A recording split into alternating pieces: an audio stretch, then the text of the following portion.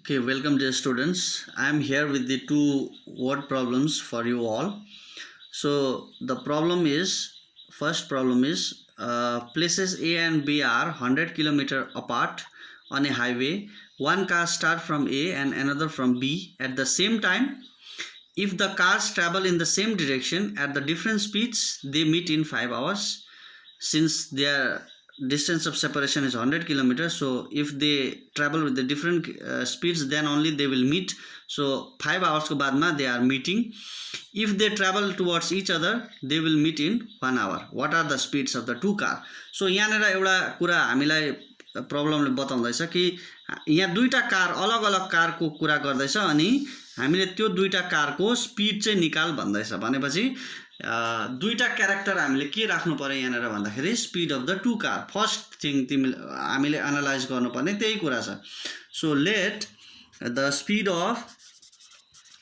Of car 1 be x kilometer per hour and car 2 be y kilometer per hour. So we assume कि car 1 को speed चाहिँ के छ x kilometre छ अनि कार 2 को स्पिड चाहिँ y किलोमिटर छ हामीले एज्युम गर्यौं।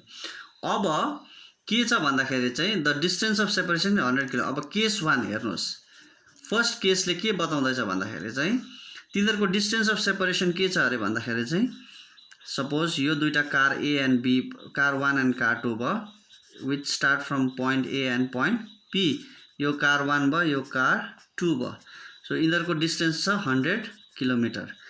So if the cars travel in the same direction, यदि दुईटै कार एउटै डाइरेक्सनमा कुद्यो, यता सेम डाइरेक्सनमा कुद्यो भनेदेखि चाहिँ के हुन्छ अरे भन्दाखेरि चाहिँ with the different speeds they will meet in 5 hours। त्यो अगाडि गएर चाहिँ के हुन्छ काहीँनेर भेट हुन्छ अनि त्यो भेट चाहिँ कति टाइमको बादमा हुन्छ भन्दाखेरि चाहिँ टाइम चाहिँ लाग्दैछ मेरो 5 आवर्स। 5 आवरको बादमा चाहिँ त्यो दुईटा कार चाहिँ एउटा सर्टेन पोइन्टमा भेट हुन्छ अनि मैले सपोज त्यो पोइन्टलाई C माने अरे भनेदेखि चाहिँ अब यो प्रब्लमलाई कसरी फर्मुलेट गर्ने त भन्दाखेरि सिन्स द यहाँ चाहिँ डिस्टेन्स इन्भल्भ भएको छ, टाइम इन्भल्भ भएको छ अनि स्पिड इन्भल्भ भएको छ भनेपछि चाहिँ क्लियरली मेरो माइन्डमा गइहाल्नु पर्यो कि यहाँ चाहिँ रिलेसन स्पिड डिस्टेन्स र टाइमको युज हुन्छ। So since we know that since speed equals to distance upon time, this everybody knows. Now the distance traveled by A from car 1, okay, now the distance traveled by car 1 को distance चाहिँ कति हुन्छ भन्दाखेरि कहाँ चाहिँ भेट्दैछ C मा भेट्दैछ भनेपछि total distance travel by car 1 is AC, that is AC equals to okay यहाँबाट के हुन्छ speed equals distance upon time भएपछि डिस्टेन्स के हुन्छ distance equals to speed into time हुन्छ, क्रस मल्टिप्लाई भयो। So that means speed, what is the speed of car 1 भन्दाखेरि चाहिँ कार 1 को निकाल्दैछु म। Speed of car 1 is x into what is the time taken by the car 1, it is 5 hours, so it is 5x।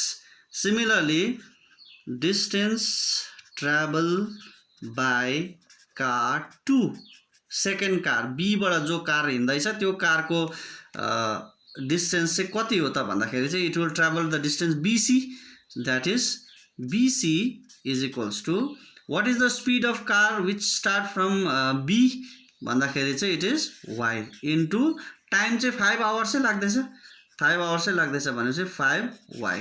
So त्यसो भए यहाँबाट हामीले एउटा कुरा थाहा पाइहाल्यौं को कम्ती को बेसी स्पिडले कुद्नुपर्छ भन्दाखेरि B बाट जो कार कुद्छ त्यो चाहिँ अलिक कम्ती स्पिडले कुद्नुपर्छ किनभनेदेखि यो अलरेडी 100 किलोमिटर टाढो छ A देखि। सो त्यही भएर B चाहिँ अलिक कम्ती कुद्छ, A चाहिँ अलिक बेसी कुद्छ। So this is the situation. Now we can write the total distance AC is the total distance, AC can be written as AB plus BC। यो डिस्टेन्स र यो डिस्टेन्स जोड्यो भने यो टोटल डिस्टेन्स आइहाल्छ। So AC plus AB will be equals to BC। So AC हाम्रो आइहाल्यो, AC कति आएको छ 5x इक्वल्स टु AB हामीलाई दिएकै छ कति छ डिस्टेन्स 100 किलोमिटर छ प्लस BC कति छ 5y गर्दाखेरि हाम्रो के भयो 5x minus 5y minus 100 equals to 0. Or यसलाई अलिक सिम्प्लिफाई गरे भने since 5 is a common from the 3 equation, so 5 बाहिर ल्यायो भनेदेखि के हुन्छ x minus 5 times x minus y minus 20 equals to 0. Since 5 0 हुनु सक्दैन, सो यहाँबाट के आउँछ इक्वेसन भन्दाखेरि चाहिँ x minus y minus 20 equals to 0. So this is my equation number 1. First सिचुएसनलाई हामीले फर्मुलेट गरिहाल्यौँ. अब सेकेन्ड सिचुएसन हेरौँ. अब सेकेन्ड सिचुएसनले के भन्दैछ भन्दाखेरि चाहिँ सेकेन्ड सिचुएसनले भन्दैछ if they travel towards each other, यदि त्यो दुईटा कार चाहिँ एका अर्कापट्टि कुद्यो भनेपछि चाहिँ यो कार 1 भयो यता कुद्यो, कार 2 भयो कता कुद्यो यता अपोजिट डिरेक्सनमा कुद्यो भनेदेखि चाहिँ उनीहरू फेरि के हुन्छ अरे भेट्छ अरे. अनि त्यो भेट्ने पोइन्टलाई सपोज मैले डी माने भनेदेखि चाहिँ अगेन के हुन्छ speed equals to distance upon time भयो. सो यहाँबाट डिस्टेन्स भनेको के हो, this imply distance equals to speed into time. So now अब फेरि यही प्रब्लमलाई लेख्नु पर्दाखेरि कसरी लेख्न सक्छु भन्दाखेरि चाहिँ it can be written as distance travel by car 1, that is AD equals to speed into time, that is what is the speed x into यो x किलोमिटर पर आवर ले कुद्छ, यो y किलोमिटर पर आवर ले कुद्छ. So x into time is 1 hour. Total time कति लाग्दैछ यहाँ 1 hour. Problem बताइरहेको छ 1 hour लाग्छ अरे. So it is x into 1 is x. Similarly distance travel by car 2, that is car 2 ले travel गर्ने distance is BD. BD equals to speed into time. Speed into time, that is y into 1, that is y. Therefore total distance AB can be written as AD plus BD, that is AB is 100 kilometer equals to x plus y. AD is x and this is y. So x plus y minus 100 equals to 0. So this is equation number 2. So equation 1 के थियो भन्दाखेरि equation 1 थियो x minus y minus 20 equals to 0. That was equation number 1. So equation 1 र 2 मैले पाएँ. अब यसको बादमा के गर्छु भन्दाखेरि चाहिँ we can solve this pair of equation by any one of the method. अब तपाईहरुले यो दुईटा प्रब्लमलाई सल्भ गरेर you can easily find the solution. अब क्रस मल्टिप्लाई सल्भ गर्दाखेरि पनि भइहाल्छ. जस्तो सल्भ गर्ने technique you can do it by yourself. So this is just the formulation which I want to show you. So next problem, let us go to the next problem. So my next problem is the area of a rectangle gets reduced by 9 square units if its length is reduced by 5 units and breadth is increased by 3 units. If we increase the length by 3 units and breadth by 2 units, the area increased by 67 square unit. So यहाँनेर के छ भन्दाखेरि चाहिँ यो प्रब्लममा चाहिँ अब rectangle भन्ने बित्तिकै दुईटा क्यारेक्टर चाहिँ के हुन्छ भन्दाखेरि चाहिँ लेन्थ र ब्रेथ. सबै कुरा एरिया पेरिमिटर जम्मै डिपेन्ड गर्छ लेन्थ र ब्रेथमा. सो भनेपछि अब दुईटा क्यारेक्टर हामीले मान्नु पर्यो.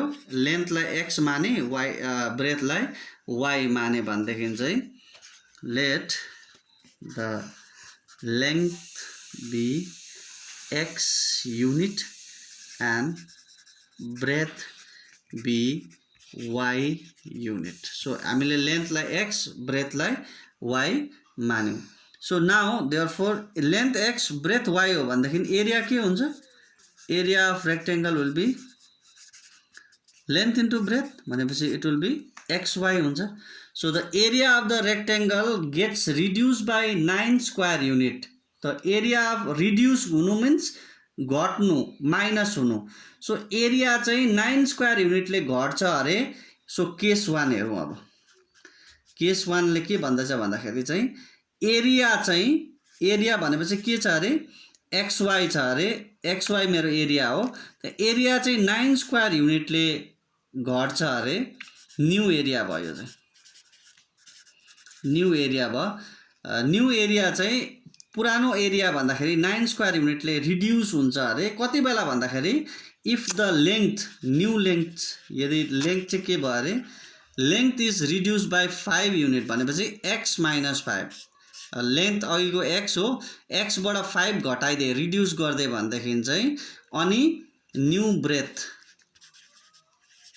बाट चाहिँ मैले कति घटाइदिए breadth is increase by 3 increase भनेको जोड्नु एड गर्नु so if breadth is increase by 3 unit and length is decreased by 5 unit then the area will be decreased by reduced by 9 unit त्यसो भए area के भयो therefore area of rectangle equals to L into B so area new area के आयो new area is xy minus 9 equals to length is my x minus 5 and breadth is my y plus 3 so our if you calculate this xy minus 9 equals to if you multiply this will be xy plus 3x minus 5y minus 15 गर्दाखेरि this xy got cancelled so you got 3x minus 5y minus 15 अनि यो 9 लाई उता लग्यो भने plus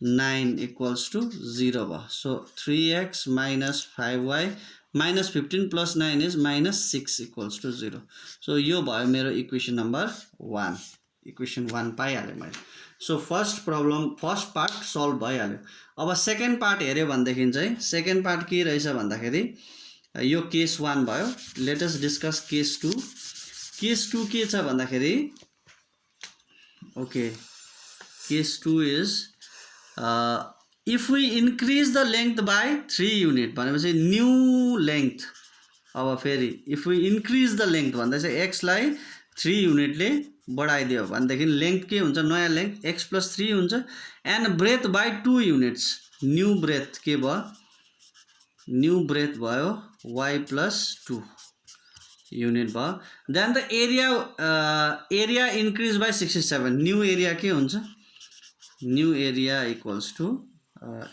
old area में के हुन्छ प्लस 67 एड हुन्छ अरे सो देयरफोर एरिया भनेको थाहै छ हामीलाई area equals to L into B हो सो एरिया मेरो के आउँदैछ न्यू एरिया 67 xy plus 67 आउँदैछ लेंथ मेरो कति छ x plus 3 छ ब्रेथ मेरो कति छ y plus 2 छ so if you simplify this you will get xy plus 67 equals to xy plus 2x plus 3y plus 6 so गर्दाखेरि xy गयो सो के रह्यो भन्दाखेरि चाहिँ 67 equals to 2x plus 3y plus 6 so 2x plus 3y